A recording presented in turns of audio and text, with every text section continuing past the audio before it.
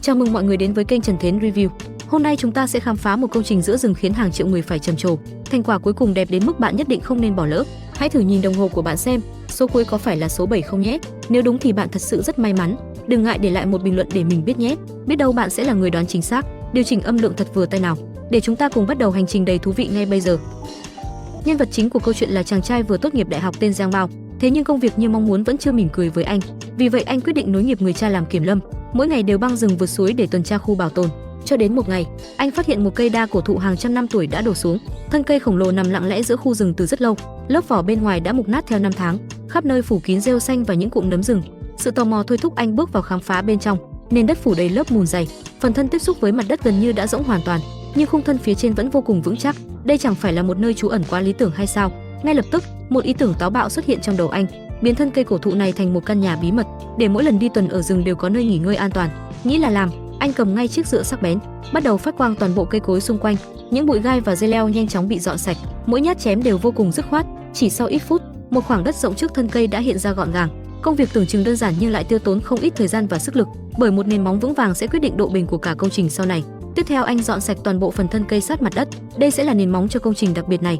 Tuy nhiên vẫn còn một vấn đề, chiều cao bên trong vẫn chưa đủ để sinh hoạt. Vì thế anh quyết định đào nền xuống sâu hơn.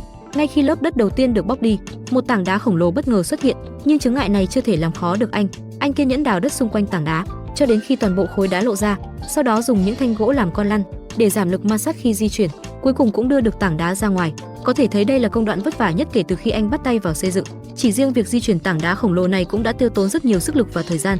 Nhưng đổi lại, không gian bên trong thân cây giờ đây đã rộng rãi hơn, đủ để anh tiếp tục biến ý tưởng thành hiện thực. Nếu đến đây bạn vẫn đang theo dõi, đừng quên nhấn like để ủng hộ Trần Thiến Review nhé. Sau hơn 2 giờ miệt mài làm việc, không gian dưới gốc cây đã rộng như một căn phòng nhỏ. Phần đất đào lên cũng không hề bị lãng phí. Anh tận dụng để san phẳng xung quanh, tạo thành một bệ đất hình bán nguyệt rất đẹp. Nơi này sẽ trở thành góc thư giãn ngoài trời. Ngay sau đó anh tiếp tục mang đá từ suối về, trộn cùng đất sét để tạo lớp vữa tự nhiên, chuẩn bị xây chiếc lò sưởi đầu tiên trong căn nhà. Dù tuổi đời còn rất trẻ, nhưng tay nghề của Giang Bao thật sự đáng nể, không hề thua kém những người thợ chuyên nghiệp. Chỉ với đất sét và vài viên đá, chiếc lò sưởi nhanh chóng dần thành hình. Dù chỉ sử dụng đất sét và những viên đá nhặt trong rừng, nhưng từng chi tiết đều được anh thực hiện vô cùng cẩn thận và tỉ mỉ. Sau khi hoàn thành hạng mục đầu tiên, anh tranh thủ nghỉ ngơi lấy lại sức trước khi tiếp tục công việc. Chỉ sau một khoảng thời gian ngắn nghỉ ngơi, Giang Bao xuất hiện với diện mạo hoàn toàn mới. Lần này anh còn mang theo một chiếc cưa cỡ lớn, bởi với thân cây khổng lồ như thế này, một chiếc cưa thông thường chắc chắn không thể xử lý nổi. Không chần chừ thêm nữa, anh bắt đầu cắt vị trí sẽ trở thành cánh cửa chính. Giữa khu rừng tĩnh lặng chỉ còn vang lên tiếng cưa đều đặn, hòa cùng những nhịp thở gấp gáp vì lao động. Mồ hôi liên tục lan dài trên gương mặt, từng giọt rơi xuống nền đất ẩm. Theo từng đường cắt ngày một sâu hơn, một ô cửa vừa đủ cho một người ra vào đã dần hiện ra. Sau đó anh tiếp tục chỉnh sửa phần bậc cửa, lối vào căn nhà bí mật cuối cùng cũng lộ diện. Việc tiếp theo là chuẩn bị vật liệu xây dựng. Những thân gỗ được vót nhọn ở phần chân, rồi lần lượt được đóng xuống sát thân cây, tạo thành bộ khung chịu lực cho bức tường. Còn phần vách được đan bằng những cây tre xanh, buộc chặt vào khung bằng dây mây rừng. Từng thanh tre được lắp đặt vô cùng tỉ mỉ. Nhưng đây mới chỉ là bước khởi đầu của cả công trình. Điều bất ngờ hơn vẫn còn ở ngay phía trước. Đừng rời video nhé. Tiếp đó anh khoét những lỗ tròn trên thân cây phía trên, đưa các thanh gỗ vào cố định để tạo thành hệ xà đỡ cho phần mái. Những cây tre tiếp tục được buộc kín lên phía trên. Khung phía sau căn nhà đã hoàn thiện rất chắc chắn. Sau nhiều giờ miệt mài lắp ghép, bộ khung chính của căn nhà đã trở nên vô cùng vững chắc. Có thể thấy mỗi chi tiết đều được anh tính toán rất cẩn thận để đảm bảo độ bền lâu dài.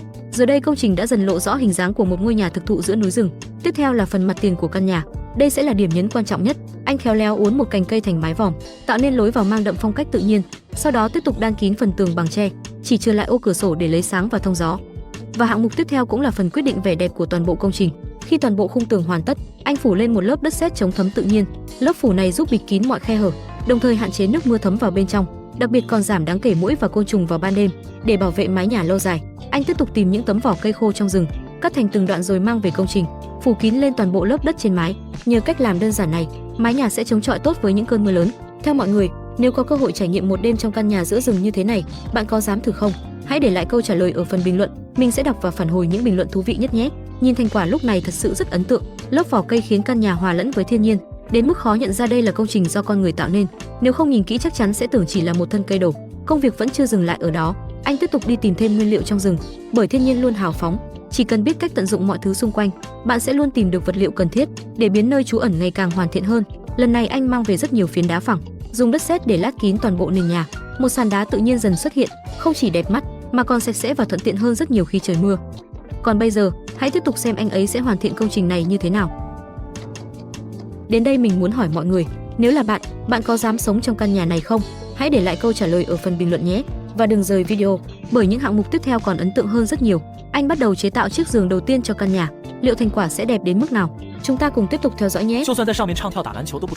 Tiếp đó, anh trải một lớp đệm bằng vật liệu tự nhiên lên khung giường. Vậy là chỗ nghỉ ngơi sau mỗi ngày lao động đã hoàn thành.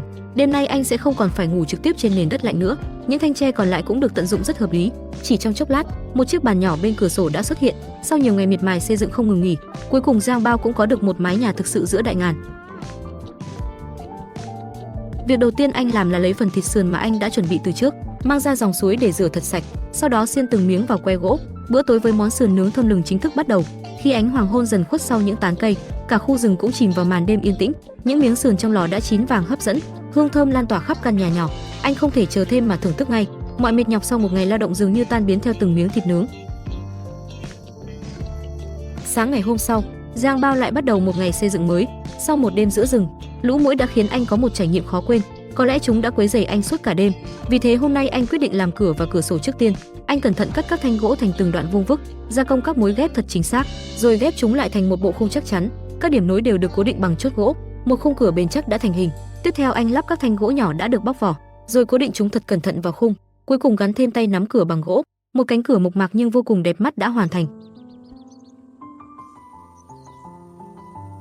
Cửa sổ cũng được hoàn thiện bằng chính phương pháp tương tự, sau đó buộc bản lề bằng dây mây tự nhiên. Đêm nay chắc chắn anh sẽ ngủ ngon hơn rất nhiều.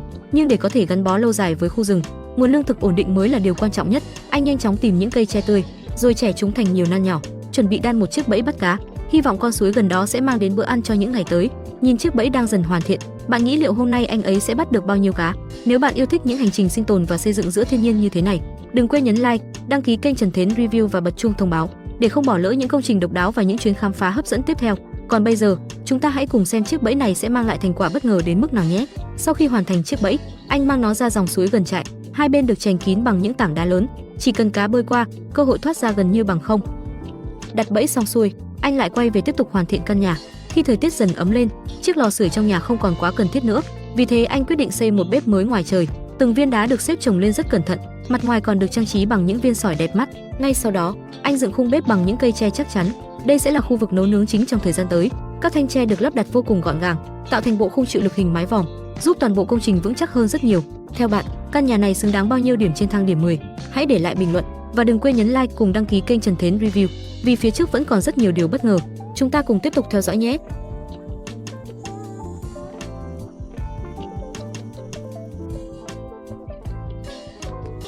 Sau khi hoàn thiện toàn bộ lớp vỏ bên ngoài, anh tiếp tục xây dựng phần ống khói cho căn bếp, đặt thêm một phiến đá phía trên để ngăn nước mưa chảy ngược vào. Mọi thứ vừa hoàn tất, anh lập tức quay lại kiểm tra chiếc bẫy cá. Khoảnh khắc mở chiếc lồng ra, bên trong là rất nhiều cá lớn đang quẫy mạnh. Đúng là một thành quả khiến ai nhìn cũng thích thú.